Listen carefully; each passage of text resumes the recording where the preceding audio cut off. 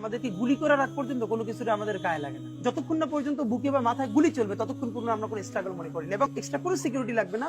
শুধু আমাদেরকে যদি কেউ গুলি করে মেরে ফেলে তাকে যেন ধরে। বাংলাদেশের তরুণ রাজনীতিবিদ ওসমান হাদি আর আমাদের মাঝে বেঁচে নেই, এমন তথ্য দিয়েছেন বিভিন্ন সোশ্যাল অ্যাক্টিভিস্টরা। তারা কেউ কেউ উল্লেখ করেছেন যে ওসমান হাদি বাংলাদেশে থাকতেই মারা গিয়েছেন। শুধু জনগণকে বোকা বানানোর জন্যই তাকে বিদেশে চিকিৎসা দেওয়ার নামে নাটক সাজিয়েছে সরকার।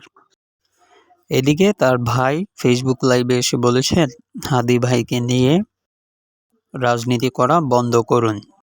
ওসমান হাদিকে সিঙ্গাপুরে চিকিৎসা দেওয়ার কথা থাকলেও সিঙ্গাপুরে হচ্ছে না তার চিকিৎসা।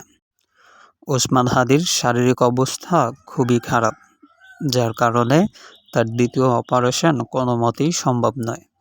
বাংলাদেশের তরুণ রাজনীতিবিদ ওসমান হাদিকে যদি আপনার ভালো লাগে, চ্যানেলটি সাবস্ক্রাইব করুন।